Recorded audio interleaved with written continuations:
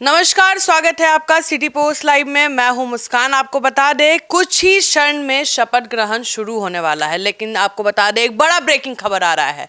जो बंगाल चुनाव में कमाल दिखाए थे मंगल पांडे, बिहार के मंत्री हैं, और अब बता दें उनको लेकर एक बड़ी खबर सामने आ रही है। इस पर बातचीत करने के लिए हमारे साथ मौजूद हैं chief editor Shrikant Pratyush. Sir, सुनने में आ रहा है मंगल पांडे को बड़ा इनाम देने जा रही है सरकार।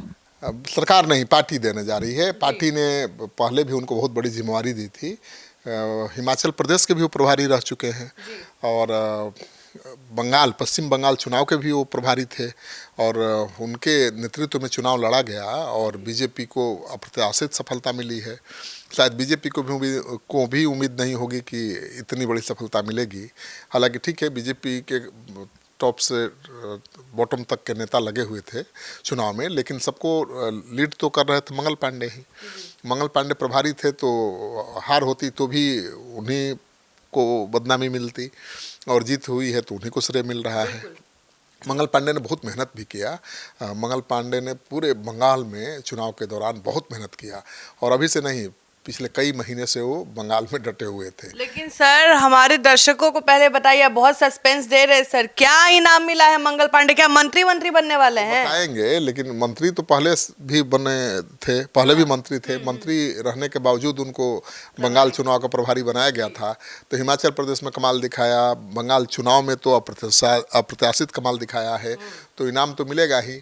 और मंत्री तो अभी भी वो बनेंगे मुझे लगता है, लेकिन मंत्री से बड़ा पद उनको मिल गया है पार्टी के संगठन में और पार्टी के संगठन में काम करने का उनको बहुत बड़ा अनुभव है।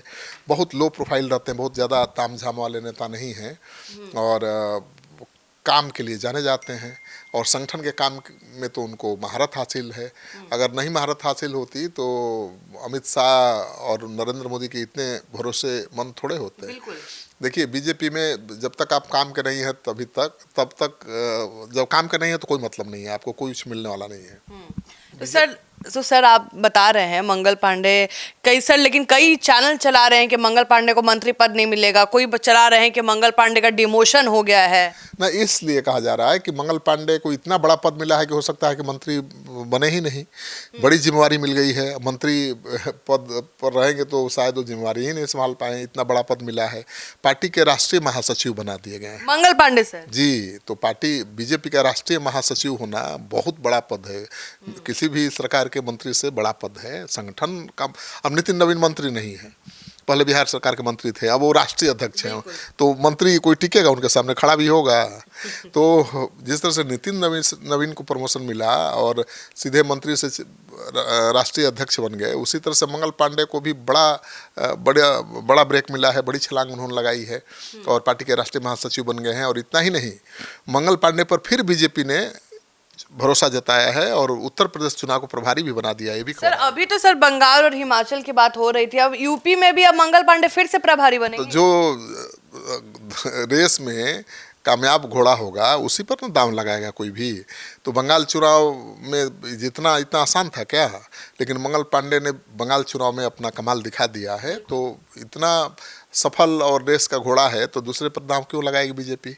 तो बीजेपी ने मंगल पांडे को उत्तर प्रदेश चुनाव का प्रभारी बना दिया है। तो हो सकता है कि वो मंत्री पद की शपथ न लें, लेकिन मुझे जो खबर है कि मंत्री पद भी लेंगे, मंत्री भी बन सकते हैं और राष्ट्रीय महासचिव का पद का जिम्मेवारी भी संभालेंगे, क्योंकि पहले भी ऐसा वो करते रहे हैं। बंगाल चुनाव के प्रभारी थे लेकिन बिहार में मंत्री थे और वो भी बहुत महत्वपूर्ण महकमे के मंत्री थे, स्वास्थ्य मंत्री थे, कानून मंत्री थे। और अभी भी उम्मीद है, थोड़ी देर में पता चल जाएगा कि वो शपथ लेते हैं कि नहीं।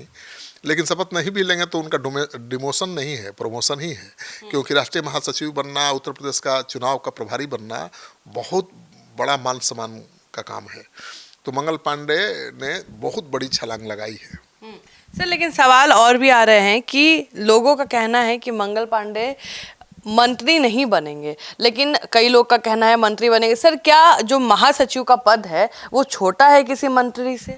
नहीं, बड़ा है, बहुत बड़ा है। राष्ट्रीय महासचिव बनना किसी मंत्री के पद से बहुत बड़ा है। इसलिए तो कह रहा हूँ कि लेकिन अभी उत्तर प्रदेश के चुनाव में समय है, लगभग 1 साल से भी कम समय है। तो ऐसे में वो मंत्री भी बने रह सकते हैं और उत्तर प्रदेश चुनाव की कमान भी संभाल सकते हैं।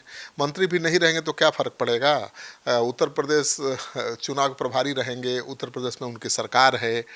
बंगाल में तो जहाँ सरकार नहीं थी वहाँ उन्होंने कमाल दिखा दिया है। तो उत्तर प्रदेश में तो योगी की सरकार है, बीजेपी की सरकार है, वहाँ के प्रभारी बने हैं, साथ ही राष्ट्रीय महासचिव भी बने हैं। तो मुझे लगता है कि उत्तर प्रदेश में ज़्यादा वो समय देंगे और उत्तर प्रदेश में समय ज़्यादा देंगे तो ज़्यादा कमाल दिखाएंगे, बंगाल से भी ज़्यादा। सर लग नहीं रहा है कि ये साल बीजेपी के लिए गोल्डन ईयर जैसा हो गया है, एक के बाद एक सबको कुछ ना कुछ गिफ्ट मिल रहा है। सम्राट चौधरी को अमित शाह बोले थे कुछ बड़ा आदमी, इसको बड़ा आदमी बनाएंगे। पहले होम मिनिस्ट्री दिए तो हम लोग को लगा वही बड़ा आदमी हो गए, लेकिन अब सीएम बना दिए। बीजेपी एक एक करके अपने कार्यकर्ताओं को, अपने पार्टी के लोगों को मतलब खुश करते जा रहे हैं। नहीं, खुश नहीं। बीजेपी जो युवा कार्यकर्ता है, जो समझदार और नेतृत्व की क्षमता रखते हैं, उनको आगे बढ़ा रही है। सम्राट चौधरी को योग्यता के आधार पर ही मिला है सीएम का पद और अब मंगल पांडे ने जो कमाल दिखाया है बंगाल चुनाव में, उसकी वजह से लगता है पार्टी ने उन पर भरोसा किया है। तो पार्टी के राष्ट्रीय महासचिव बनना, साथ ही उत्तर प्रदेश चुनाव का प्रभारी बनना बहुत बड़ी सफलता है मंगल पांडे की, राजनीतिक सफलता कही जाएगी। क्योंकि अब तो राष्ट्रीय महासचिव के बाद क्या बाकी रह जाता है, राष्ट्रीय अध्यक्ष बनना ही बाकी रह जाएगा ना। तो मंगल पांडे बहुत तेज़ रफ्तार से बढ़ रहे हैं। उत्तर प्रदेश में भी अभी अगर कामयाबी मिली, उम्मीद ज़्यादा है जिसकी, तो मंगल पांडे का बहुत बड़ा प्रमोशन होगा। तो मंगल पांडे ने कमाल कर दिया है। उनको कहा जाता था कि वो नेता नहीं है, वो चुनाव नहीं लड़ते हैं, हमेशा बैक दरवाजे से आते हैं, एमएलसी बन सेफ सीट पे बैठते हैं, बैक सीट से आते हैं, एमएलसी बन के मंत्री बने रहते हैं। लेकिन उन्होंने चुनाव भी लड़के दिखा दिया और वहाँ से चुनाव लड़े जो आरजेडी का गढ़ है और वहाँ से चुनाव जीत भी गए। तो मंगल पांडे का कद बढ़ा है समय के साथ और उन्होंने अपनी राजनीतिक कौशल दिखाई है। मतलब ऐसे वो रणनीतिकार नहीं है कि दूसरे को जिताने में केवल अहम भूमिका निभाते हैं, खुद भी चुनाव लड़ना जानते हैं और जीतना भी जानते हैं और जिताना भी जानते हैं। तो उनको बड़ी जिम्मेवारी पार्टी ने दी है। तो चलिए इस खबर में बस इतना ही। आप क्या सोचते हैं मंगल पांडे को लेकर, हमें ज़रूर बताएं।